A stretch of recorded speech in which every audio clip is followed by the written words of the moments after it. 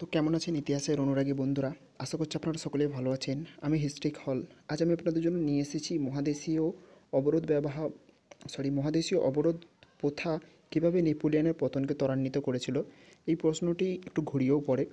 মহাদেশীয় অবরোধ ব্যবস্থা সম্পর্কে বলতে কী বোঝো, বা নেপোলিয়নের পতনের পেছনে মহাদেশীয় অবরোধ প্রথা কতটা দায়ী ছিল। অর্থাৎ মহাদেশীয় অবরোধ প্রথা এবং তাতে নেপোলিয়ন থাকলে এই প্রশ্নটা লিখলে আপনাদের উত্তর হয়ে যাবে। তো এটি যদি পিডিএফ হিসাবে চান তাহলে অবশ্যই আমাদের ডিসক্রিপশানে দেওয়া লিঙ্কে ফলো করতে পারেন। মানে সেখান থেকে আমাদের মেসেজ করলে আমরা দিয়ে দেবো, এবং আমাদের অফিসিয়াল ওয়েবসাইট হিস্ট্রিক হলকেও ভিজিট করতে পারেন। সেখানে আমি অলরেডি সেখানের ওপর কীভাবে ভিজিট করবেন এবং প্রশ্ন সার্চ করবেন সেই রিলেটেড ভিডিও দিয়ে রেখেছি, চাইলে আপনারা দেখতে পারেন, যার লিঙ্ক আমি ডিসক্রিপশানে দিয়ে দেবো। তো চাইলে অবশ্যই আপনারা সেটিকে দেখবেন। তো আর দেরি না করে এই প্রশ্নটা আমি আপনাদের উত্তর দেখাতে চাই। এবং অলরেডি আমি নেপোলিয়ন এবং CC11-এর একাধিক প্রশ্ন আপলোড করেছি, চাইলে আপনারা সেটিকে দেখতে পারেন। তো এবার উত্তরটা দেখা যাক। নেপোলিয়নের জীবনের সবচেয়ে বড় ভুল ছিল মহাদেশীয় অবরোধ প্রথা, যা তাকে পতনের দিকে পরিচালিত করেছিল। তিনি যুদ্ধক্ষেত্রে ইংল্যান্ডের বিরুদ্ধে কোনো দিনই সুবিধা করে উঠতে পারেননি। ইংল্যান্ড ছিল তার চিরশত্রু, কিন্তু মিশর থেকে শুরু করে ট্রাফালগারের যুদ্ধ পর্যন্ত নেপোলিয়ন বারবার ইংল্যান্ডের হাতে বিপর্যস্ত হয়ে বুঝতে পেরেছিল যে ইংল্যান্ডের সঙ্গে যুদ্ধে তার সাফল্য কোনোভাবেই সম্ভাবনা নেই। তাই ইংল্যান্ডকে কাবু না করতে পেরে তিনি পরোক্ষ যে অস্ত্র প্রয়োগ করেন তাই হলো মহাদেশীয় অবরোধ ব্যবস্থা। দুটি উদ্দেশ্য নিয়ে নেপোলিয়ন তার মহাদেশীয় অবরোধ ব্যবস্থা বা অবরোধ প্রথা ঘোষণা করেছিলেন। প্রথম উদ্দেশ্য ছিল ইংল্যান্ডের সর্বনাশ করা। সরাসরি নৌযুদ্ধে ইংল্যান্ডকে পরাজিত করা অসম্ভব বিবেচনা করে নেপোলিয়ন চেয়েছিলেন ইংল্যান্ডের অর্থনীতিকে এমনভাবে পঙ্গু করতে যাতে সে শেষ পর্যন্ত তার কাছে বশ্যতা স্বীকার করতে বাধ্য হয়। তিনি জানতেন ইংল্যান্ডের সমৃদ্ধির মূল উৎস হল জগৎজোড়া বাণিজ্য। ইংরেজদের তিনি দোকানদারের জাত বলেও অভিহিত করতেন। কাজেই যদি তারা ব্যবসা বাণিজ্য ধ্বংস করে দেওয়া যায় তাহলে ইংল্যান্ডের সর্বনাশ হবে। ইংল্যান্ডের সর্বনাশ ছাড়া মহাদেশীয় অবরোধের পেছনে তার দ্বিতীয় উদ্দেশ্য ছিল ইংল্যান্ডের কাছ থেকে ইউরোপীয় বাজার কেড়ে নিয়ে সেখানে ফ্রান্সের বাজার তৈরি করা। এর ফলে ফ্রান্সের শিল্পোদ্যোগে জোয়ার আসবে। তিনি ভেবেছিলেন এর মাধ্যমে ফ্রান্সের বুর্জোয়া শ্রেণীর সমর্থন তিনি পাবেন এবং তিনি একনায়কতন্ত্রের ভিতকে আরও শক্তিশালী করতে পারবেন। পরের প্যারা। তাত্ত্বিক দৃষ্টিকোণ থেকে নেপোলিয়ন এই পরিকল্পনা অভ্রান্ত ছিল, তবে এই পরিকল্পনা বাস্তবে রূপায়িত করতে হলে দুটি বিষয় খেয়াল করা অত্যাবশ্যক ছিল। প্রথমত, ইংল্যান্ডের তৈরি জিনিস যাতে ইউরোপের বাজারে ঢুকতে না পারে তার জন্য ইউরোপের সম্পূর্ণ তটরেখা জুড়ে ফরাসি কর্তৃত্ব সুনিশ্চিত করার প্রয়োজন ছিল। অর্থাৎ যেসব অঞ্চলে ফরাসি কর্তৃত্ব প্রতিষ্ঠিত হয়নি সেগুলিকে ফরাসি সাম্রাজ্যের অন্তর্ভুক্ত করতে হবে। সেই সঙ্গে ইংল্যান্ডের কোনো জাহাজ যাতে ইউরোপের কোনো বন্দরে না ঢুকতে পারে তার জন্য নজরদারি ব্যবস্থা করতে হবে। এর জন্য প্রয়োজন ছিল শক্তিশালী নৌবহরের। দ্বিতীয়ত, অবরোধের ফলে ইউরোপের মানুষের হাতে যাতে অসুবিধা না হয় তার জন্য ফ্রান্সের তৈরি জিনিসপত্র দিয়ে ইউরোপের চাহিদা মেটানো। কিন্তু দুটি বিষয়ই ছিল এক প্রকার ফ্রান্সের স্বার্থব্যতীতা। সমগ্র ইউরোপের তটরেখার পাহারা দেবার মতো শক্তিশালী নৌবহর ফ্রান্সের ছিল না, এবং তা রাতারাতি গড়ে তোলাও সম্ভব ছিল না।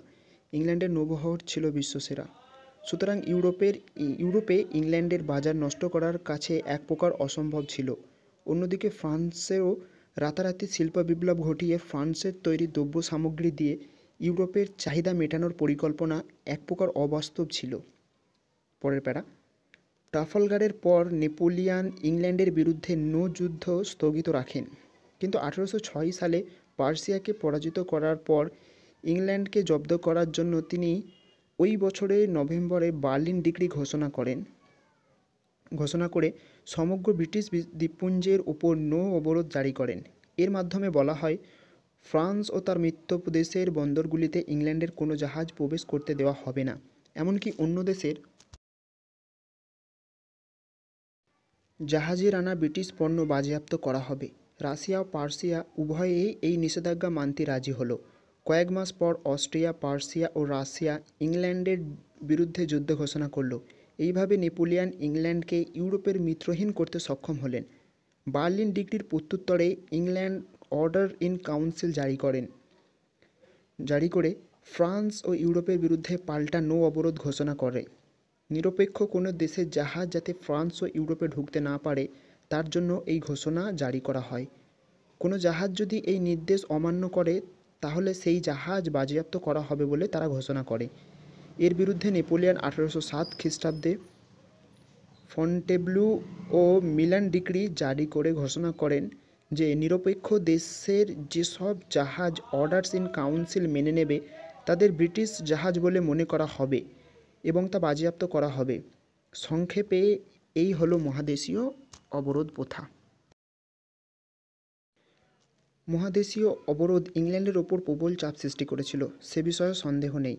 পূর্বে ইংল্যান্ডের প্রস্তুত পণ্যের 1/3 এবং উপনিবেশ থেকে আমদানিকৃত পণ্যের 3/4 ইংল্যান্ড ইউরোপের বাজারে বিক্রি করত। এই বাজার বন্ধ হয়ে যাওয়ায় ইংল্যান্ড তীব্র অর্থনৈতিক সংকটের মুখে পড়ে। 1811 থেকে 12 সালে এই সংকট তীব্রতর হয়। অর্ডারস ইন কাউন্সিল কার্যকর হওয়া সহজ ছিল না। আমেরিকা, ডেনমার্কের মতো নৌ শক্তিধর দেশ অর্ডারস ইন কাউন্সিল মানতে অস্বীকার করলে ইংল্যান্ড বাধ্য হয়ে আমেরিকার কয়েকটি বন্দর ও ডেনমার্কের রাজধানীতে গোলাবর্ষণ করে। অন্যদিকে অস্ট্রিয়া, হল্যান্ড, ইতালি, রাশিয়া মহাদেশীয় অবরোধ মেনে নিয়েছিল। পরের প্যারা। কিন্তু শেষ পর্যন্ত মহাদেশীয় অবরোধ ব্যবস্থার ব্যর্থতায় পর্যবসিত হয়। ইংল্যান্ড দ্রুত তার প্রাথমিক সংকট কাটিয়ে ওঠে। ফ্রান্সে যথেষ্ট নৌবহর না থাকায় অবরোধ কার্যত ব্যর্থ হয়। ইংল্যান্ডের অর্থনীতির প্রকৃত শক্তি ও তার শিল্পের অগ্রগতি সম্পর্কে নেপোলিয়নের সঠিক ধারণা ছিল না। ব্রিটিশ পণ্য সামগ্রী ব্যতীত ইউরোপের ব্যবসা বাণিজ্য অচল হয়ে পড়ে। নেপোলিয়ন ফ্রান্স ইংল্যান্ডজাত পণ্য আমদানির জন্য ফরাসি বণিকদের অনুমতি দিতে বাধ্য হয়েছিলেন। তিনি স্বয়ং সেনাবাহিনীর জন্য প্রয়োজনীয় পোশাক, জুতো ইংল্যান্ড থেকে আমদানি করেছিলেন। তাছাড়া শিল্প ক্ষেত্রে ফ্রান্স কখনো ইংল্যান্ডের সমকক্ষ হয়ে উঠতে পারেননি। নিরপেক্ষ দেশের জাহাজ চলাচলের ওপর নিষেধাজ্ঞা থাকায় ফরাসি শিল্পে কাঁচামালের অভাব দেখা যায়। অন্যদিকে চোরাপথে ইংল্যান্ডের পণ্য ইউরোপের বাজার ছেয়ে যায়। এই চোরা কারবার বন্ধ করাও নেপোলিয়নের পক্ষে সম্ভব হয়নি। এই ব্যবস্থা ইউরোপে এক ব্যাপক অর্থনৈতিক সংকটের সৃষ্টি করে। অগ্নিমূল্য ফরাসি পণ্য কিনতে বাধ্য হওয়ায় অন্যান্য দেশের মানুষ নেপোলিয়নের বিরোধী হয়ে ওঠে। এমনকি তার নিজের দেশীয় প্রজারাও তার বিরুদ্ধে বিদ্রোহ হয়ে ওঠে। এই ব্যবস্থার কার্যকর করতে গিয়ে তিনি ইউরোপের উপকূলে প্রায় 2000 মাইল এলাকা পর্যন্ত জয়ের চেষ্টা করেন। ফলে একদিকে যেমন সেনাবাহিনীর উপর চাপ পড়ে, তেমনি অপরদিকে তার জনপ্রিয়তা ও বিপ্লবী জাতীয়তাবাদী ভাবমূর্তি নষ্ট হয়। দেশে দেশে তার বিরুদ্ধে বিদ্রোহ দেখা দেয়। ইংল্যান্ডকে পদানত করতে গিয়ে তিনি নিজেই নতুন নতুন সংকটের সম্মুখীন হয়। এই ব্যবস্থা নেপোলিয়নের রাজনৈতিক জ্ঞানের চরম ব্যর্থতার পরিচয় দেয়, যা তার পতনকে ডেকে আনে। তো আশা করছি এই নোটটি আপনাদের ভালো লেগেছেন এবং আপনাদের যদি কোনো মন্তব্য থাকে অবশ্যই কমেন্টে করতে পারেন। আর যদি ভালো লাগে তাহলে অবশ্যই একটা লাইক ও সাবস্ক্রাইব করবেন এবং আমাদের অফিসিয়াল ওয়েবসাইটকেও চাইলে ফলো করতে পারেন। সেখানে আমরা অলরেডি এরকম নোট দিয়ে রেখেছি, চাইলে আপনারা সেখানে দেখতে পারেন। তো দেখা হচ্ছে পরবর্তী আরেকটি নতুন ভিডিওর সাথে।